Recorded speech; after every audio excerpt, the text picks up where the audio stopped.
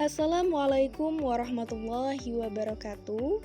Perkenalkan, saya Emma Apriani, mahasiswa PPG Universitas Jambi 2024. Pada video ini, saya akan membahas mengenai kesimpulan dan juga refleksi setelah saya mempelajari topik 1 Filosofi Pendidikan Indonesia mengenai perjalanan pendidikan nasional untuk tugas koneksi antar materi. Ki Hajar Dewantara menjadi kiblat para guru sebagai sosok yang diteladani.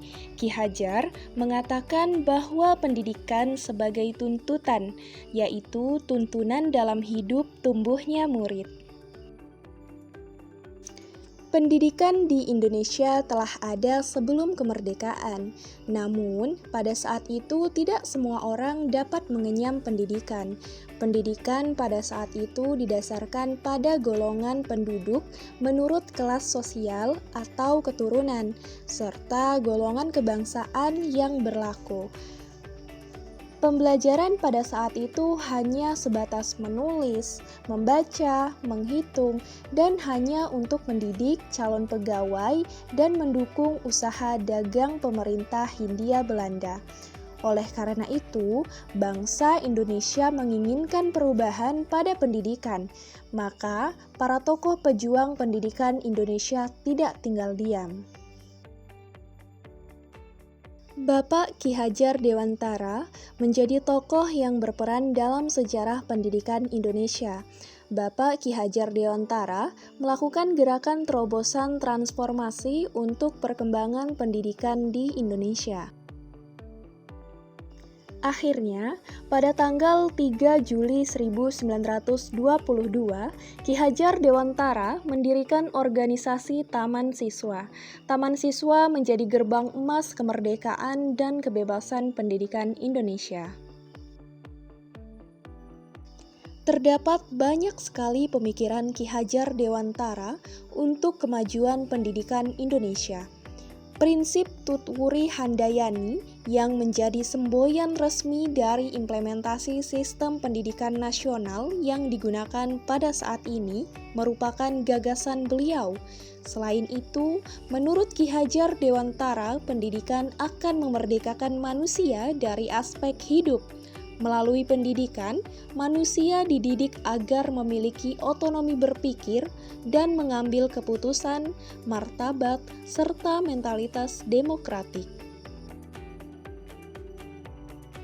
Pemikiran Ki Hajar Dewantara tersebut diadaptasi dan diimplementasikan dalam kurikulum saat ini, yaitu kurikulum Merdeka Belajar.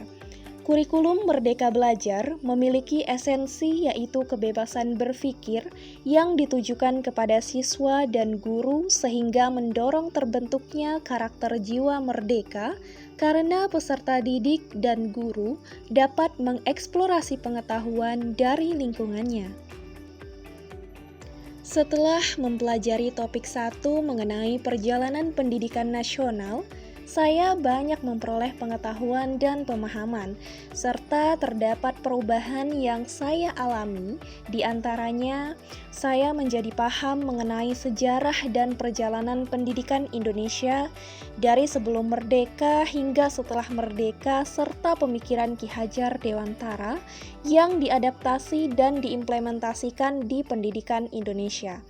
Menanamkan mindset bahwa sejatinya guru sebagai pendidik hanya dapat menuntun hidup. Ketika saya menjadi guru, saya akan menuntun peserta didik untuk mengembangkan potensi-potensi yang dimiliki dan mengerahkan segala daya dan upaya untuk memajukan perkembangan budi pekerti, pikiran, dan jasmani peserta didik agar dapat memperbaiki perilakunya.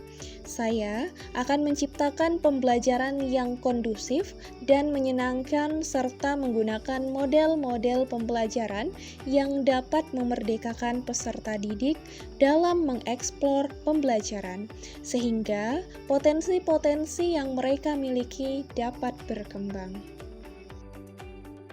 Terima kasih telah menyimak presentasi ini. Semoga presentasi ini memberikan wawasan yang mendalam tentang perjalanan pendidikan nasional. Wassalamualaikum warahmatullahi wabarakatuh.